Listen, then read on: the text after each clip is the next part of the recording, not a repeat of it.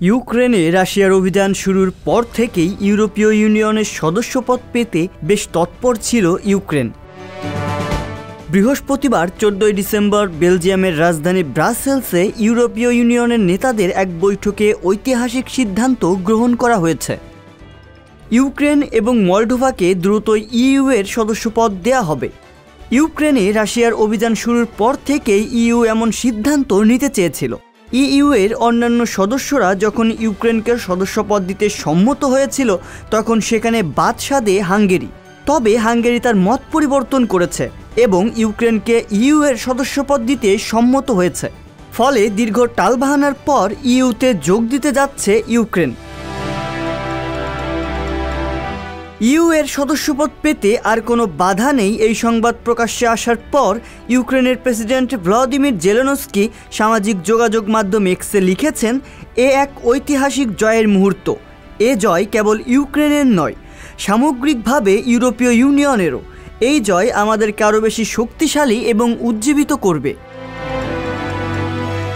বিশ্বের অন্যতম পরাক্রমশালী দেশ রাশিয়া যখন ইউরোপীয় ইউনিয়ন ও যুক্তরাষ্ট্রকে পাত্তা না দিয়ে ইউক্রেনে অভিযান চালিয়ে যাচ্ছে, তখন যুদ্ধাবস্থার মধ্যে এমন সিদ্ধান্ত নেওয়াটা সহজ ছিল না। ইউরোপীয় ইউনিয়নের 27 দেশের মধ্যে 26 দেশ ইউক্রেনকে ইইউ সদস্যপদ দিতে সম্মত হলেও হাঙ্গেরির প্রধানমন্ত্রী ভিক্টর ওরবান জানিয়ে দেয় তার দেশ ইউক্রেনের সঙ্গে কোনো রকম সংলাপ শুরু করতে চায় না। কারণ হিসেবে তিনি বলেন, 2022 সালের জুন মাসে ইউরোপীয় কমিশন ইইউতে যোগ দেওয়ার জন্য যে শর্ত রেখেছিল ইউক্রেন এখনও তা পূরণ করতে পারেনি। ইউক্রেনে দুর্নীতি এবং সংখ্যালঘুদের উপর আক্রমণের উদাহরণ দেন তিনি। জার্মান চ্যান্সেলর ওলফ শলস ইউক্রেনের প্রসঙ্গ তোলার পর হাঙ্গেরির প্রধানমন্ত্রী বৈঠক থেকে বেরিয়ে যান। ইউক্রেনের জন্য 50 বিলিয়নের যে প্যাকেজ ঘোষণা করা হয়েছিল সেই প্যাকেজের বিরোধিতাও করেন হাঙ্গেরির প্রধানমন্ত্রী। তিনি জানান এই বাজেট ইইউ সাধারণ বাজেটের বাইরে গিয়ে তৈরি হয়েছে। তবে প্রায় 9 ঘন্টা পর ইইউ এর কর্মকর্তারা জানান ইউক্রেনকে ইইউ এর অংশ করতে সম্মত হয়েছেন হাঙ্গেরির প্রধানমন্ত্রী। যেহেতু হাঙ্গেরি ভেটো প্রয়োগ করেনি তাই ইউক্রেনের সংযুক্তিতে আর কোনো বাধা নেই।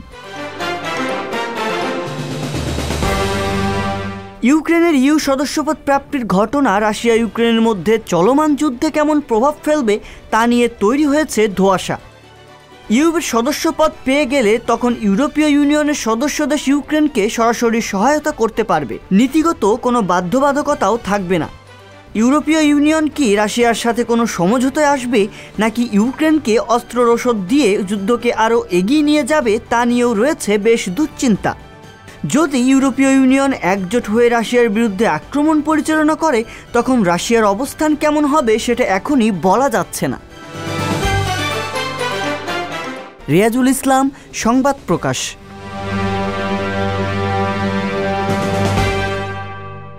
সংবাদ, ফিচার ও অনুষ্ঠানের জন্য ভিজিট করুন সংবাদ প্রকাশের ওয়েবসাইট এবং যুক্ত থাকুন ফেসবুক পেজ ও ইউটিউব চ্যানেলের সঙ্গে।